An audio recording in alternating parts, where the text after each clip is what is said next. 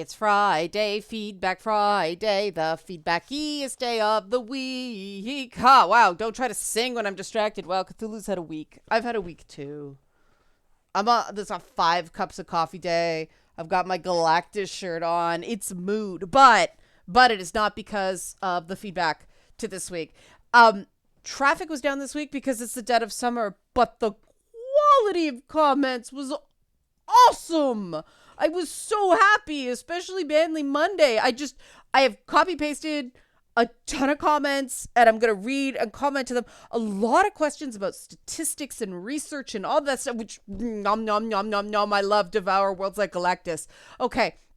So if you like this sort of content that, quantity versus quality thing, help support this channel. Become a monthly patron, patreon.com/LeannaK, or buy a one-time Leanna Care session for someone who can use it but can't afford it, coffee.com/LeannaK. Patrons now, I'm experimenting. We just started it yesterday. I talked about seeing Thor Love and Thunder and let the patrons know my thoughts on Thor Love and Thunder with a side of Everything Everywhere All at Once, because that stuff, everybody does content on a new release movie, so it doesn't tend to do as well with the YouTube algorithm. So I thought I'd do that. So if you want like my personal reviews on TV shows I've watched or games I've played or movies I've watched or something like that, I'm going to experiment with doing that on Patreon. But let's get to your comments. I'll start with one that I just it gave me a reason to talk about something. And then I'll get into the deep dive. So you like all comics. Do you like Static Shock? Honestly, I want stuff done with them. I'd love a game or at least a good movie or a revival of the series, maybe a reboot. There has apparently been something Static Shock in development for over a decade, if not more. I know there was a discussion. There was a cartoon or something like that. I don't know. It was DC Animated Universe, but I don't know why Static Shock hasn't done better. They went with Black Lightning instead, which, okay, maybe there are reasons, but yeah, I think it would be cool. I mean, the show Raising Dion kind of gave me Static Shock would be so cool. So yes, I'd love to see Static Shock stuff. Not just because of the character itself, but also the history of the character, the fact that it's, actually a Black creator connected to it and everything like that. There's something special about Static Shock, and that might be people want to do it right? So they're not gonna do a live action thing before it's ready, but DC got to get on a ball in so many ways, man. So yeah, thanks for letting me just randomly nerd about something. That's cool. So getting into how I handle research. There were a lot of questions of what links to these things.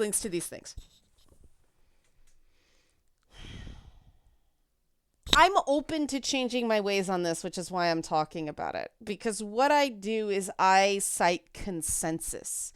It is very rare for me to go, well, this study said blah, blah, blah, so this must be true. Because that's not the way science works. And it's getting harder and harder to do stuff like that because replication, like direct replication, is few and far between. So what I tend to do is read a whole bunch of stuff and sort of report. But then there are other studies that I do cite directly and I don't link to them because they're paywalled. But what I can do, if you guys are interested, is link to an article that references the study that isn't paywalled. My issue with that, and like I said, this is the part I'm willing, if you guys just want to read it, a lot of science reporting is not great and it misrepresents what the paper actually says. I can provide that stuff in future if you want. Let me know. It's imperfect. This stuff sort of sucks And I get that people need to make money and the journals need to make money and all that stuff, but I hate linking to paywalled sources. It frustrates me. Um, but anyway, like I said, if you guys would like more, and I'll only do like 2 or 3 per video because I mean it's too much. I wish I didn't have to read this much stuff, but if there's an interest, awesome. Um, and then a lot of there's a lot of discussion of statistics. One person said technically true as far as reported illegal forms of violence go, but you already stated there are much better risk factors for violence. This is the thing about men being male, a risk factor for violence. I think, they said, I'm correcting too, I think that people who push the man as a risk factor are either lazy or pushing an agenda. I just wish, and I love this, I just wish everybody had a better understanding of statistics. I've seen so many people manipulated by statistics so many times, sometimes with professional news, and I only have first-year university knowledge of statistics. And that is one of the reasons I'm so hesitant to cite sources in these videos, because people get distracted by them. They go in there and they start saying, but. It's a distraction, right? These things are so big that one stat here, one stat there. I share the commenters' frustration with the way statistics are used to manipulate or skew a perspective. And again, that's why I'm very, very careful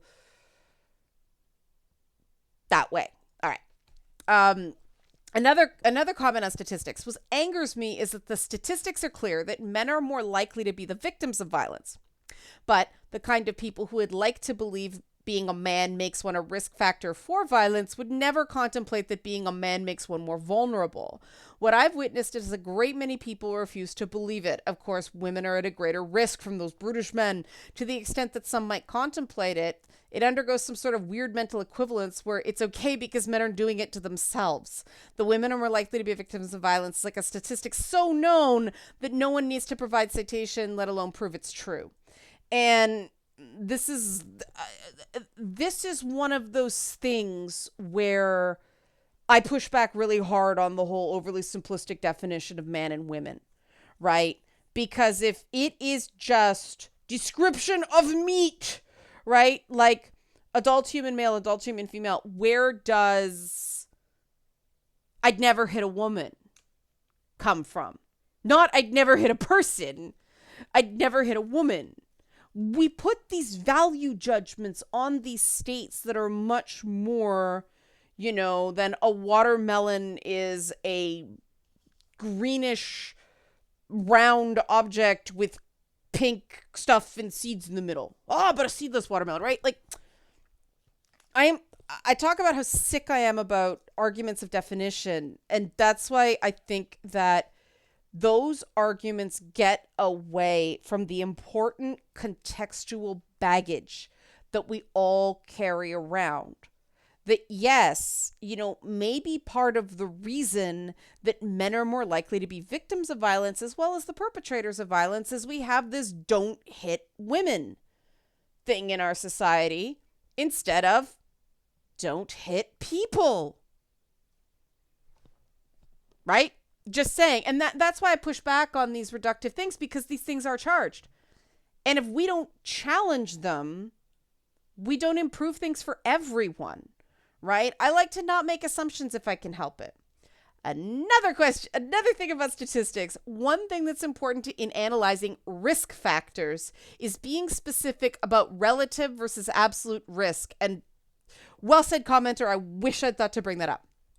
To give an example from cancer, something could double your risk for a specific type of rare cancer, but it increases your absolute risk from 1 in a million to 2 in a million. The relative risk increase is huge, but the absolute risk increase is tiny. I think it's similar here. A third party being a male increases relative risk of violence by a lot, but absolute risk is still quite low. Yes. Well said.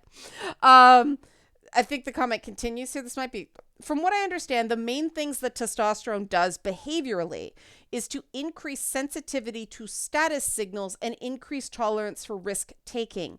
Aggression frequently originates in the latter, that is, increased tolerance for risk-taking, and willingness to enact violence comes from the former, sensitivity to status signals. Face it, any violent encounter is a huge risk for all parties. The former would also make a person more sensitive to indoctrination, shaming, etc., as well as advertising. I led that last part. Commenter, thank you. The problem with teach boys not to be violent is this. What does that mean? Repeatedly telling them violence and rape are bad. We do that already. We even back up the implicit threat of social ostracism that implies with explicit threats for incarceration. The trouble is, people willing to break through that already aren't likely to respond to more of it. The best we can do is turn up the actual consequences on scumbags like Harvey Weinstein and teach the people predators like him to target how to recognize and avoid them. The latter is called victim blaming now, but to me, as long as you're doing the former, then doing the latter isn't blaming a victim. They're not a victim yet. It's covering your bases to minimize the problem. It's still important to not blame them if a predator gets to them, even if they screwed something up on the how to avoid predators checklist. Just like we wouldn't blame someone walking on the sidewalk if they got hit by a car driver who swerved off the road to hit them. Interesting metaphor. One thing I think we are bad at culturally that we could get better at, and it wouldn't be that difficult, is instead of thinking about it as a predator-prey thing, we think about it as predator, the Weinstein, prey, the victim, Rose McGowan or somebody like that, but then system that either makes it easier for the predator or harder for the predator. And the reason there are so many scumbags in Hollywood is that system makes it easier for people like that to do what they do. There aren't people, third parties, empowered to go, hey man, not cool. We're not teaching community prevention of this stuff. We're making it every individual's responsibility to protect themselves. And that just doesn't work because of the inherent power imbalance in play on this at multiple levels. And this stuff frustrates me as much as it does a lot of you guys, precisely because as long as we continue to have that one-to-one paradigm, things aren't going to really improve that much. And these statistics are so damn stubborn. No matter all the teach men not to be violent stuff, well, the numbers have been declining steadily in overall violence rates, for decades. But that pivot to that methodology hasn't shown much correlation to a greater drop. And that's why I think that's why I'm so big on doing things properly and rewarding good behavior, not just, dunking on bad behavior.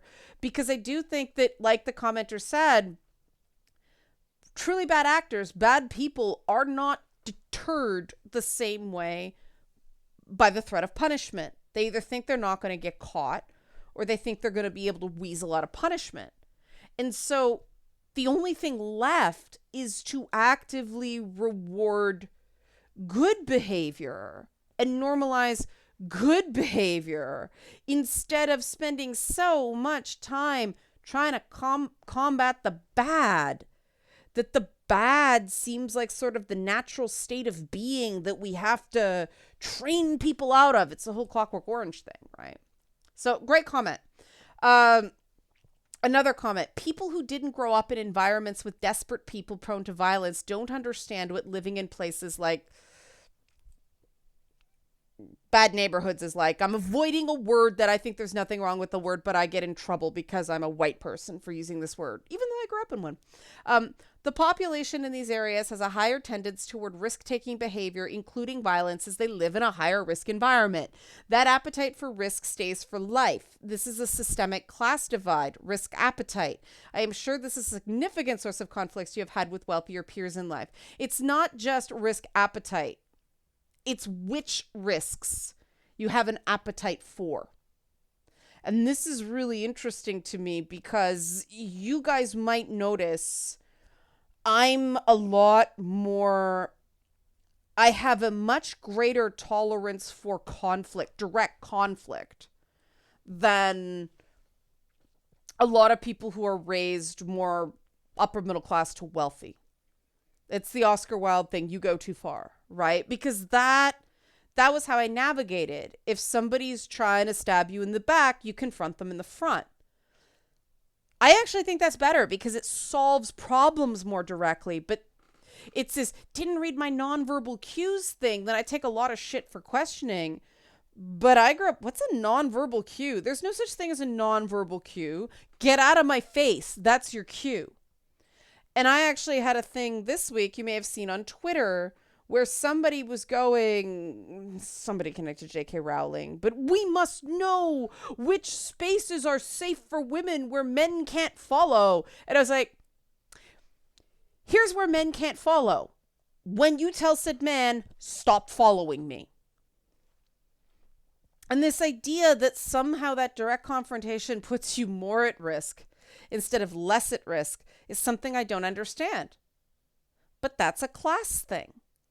And this kind of stuff fascinates me precisely because, you know, the way I came up was so not typical. And I'm this weird combination of factors that give me a unique perspective. And that's why I'm really glad when we get these high quality comments and we can talk about this stuff because we learn from each other. I think this dialogue is incredibly important. So thanks for that comment. 3 more. I think an error that people make is trying to assign a character trait of a few individuals in a group to the whole group. A lot of people seem to think you can take a large group and identify a few traits that are bad and just train them out of the entire group. The obvious problem with this is that each individual in the group is different, and what ends up happening is that you get a few camps. 1, the problem people who know that other people don't like what they're doing and don't care. The people don't care that other people don't like what they're doing. 2, the people who don't share those traits but have been told that they do so often that they have started to believe it. 3, the people that don't share those traits and know it, so they ignore what they're being told. Basically, this type of system ends up bullying the weak and having little effect on everyone else. Also, there's a false assumption that you can take a large group and train the bad members of that group. I believe that in any group that is sufficiently large, men and women being roughly half the population of Earth each, are sufficiently large groups, there will be bad people in that group. That is human nature and the result of each person being an individual. And this is part of the reason I fight so hard on things that impact minorities because of the bad logic, right? Ginger Jewish person, right? Like 1% of the world population. You know, I get frustrated when people are, I think of like the Ezra Miller thing and, non-binary people, like Ezra Miller is some example of all non-binary people. I'm like, man, if I'm on, like, could you imagine if people judge me because of the stuff Lindsay Lohan did back in the day, right? Like, that's what happens when you're part of this small group and people take one bad actor and apply that to everyone. And people may think it's no big deal that, for instance, people demonize Drag Queen Story Hour because one person turned out to, have a criminal background. Or things like that demonize trans people, demonize non-binary people. And yes, that affects a very, very small group of people, and people are like, well, why do you care? Well, it's the principle of the thing, right? Because if they can convince us of this, because we don't have a lot of experience with these people, we don't have the ability to go, wait, that's one bad apple in a really big barrel. We don't think of the trans and non-binary population as being a terribly big barrel, and so it's easier to stereotype the whole group because of the actions of a relative few. But it is still, a few million people around the world. And people can say 12 examples. That's bad logic. I go, wait a minute. This same logic creates stereotypes about bigger groups, Black people, Hispanic people, gingers, men, women, so on and so forth. Because that bad logic holds, we can get a lot more anecdotes about really violent men, right? And that's when we get into assigning a character trait of a few individuals in a group to the whole group, right?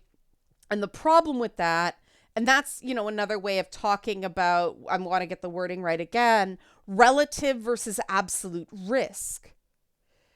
People in general these days seem really, really bad at measuring risk. They see one story about something and think if it happened at all, it can happen to them. And so they just close off and no, protect from all things. Well, you're not living that way. You're getting stunted. You're getting stifled. You're not expanding your horizons when you do that. And that's not only a problem on an individual level, that's a problem for society. And I'm sick of women getting stereotyped because of a relative few. I'm sick of feminists getting stereotyped because of a relative few. Rah, rah, rah, rah. No, Twitter is not the world. Twitter is a minority. It's a vocal minority. But it's not a representative sample, because what I don't get is people are willing to believe the few speak for the many for a group that they're not part of, and then want completely different treatment when it's their time in the hot seat, which is why I'll go, no gamers aren't that, which is why I go, no trans people aren't that, which is why I'll go, men aren't like that. Because these principles have to hold for everybody. There can't be different sets of rules for different groups of people. That's the definition of prejudice, right? And you can tell I feel really strongly about this. I am Galactus, devourer of worlds. I'll show you something funny about this shirt at the end of the video. One more. When we become tolerant of evil, we therefore become intolerant of good. You cannot do good without having the urge or temptation to do evil, because it is that which makes good, it is that, the temptation to do evil, which makes good men aware of their capacity for evil. It's scary being aware of your capacity for evil. That's why they call it the fruit of knowledge of good and evil. Interesting way of putting it. Because we all have to be aware of our capacity to do bad so we can steer ourselves towards the good. I think we get too hung up on it. We get too intent on trying to guarantee outcomes or try to control the way people see us. And the only thing we can control, each individual one of us, is our own behavior and our own intents. And people are going to smear us. People are going to claim to know what's in our minds. People are going to claim that they know things that they don't know.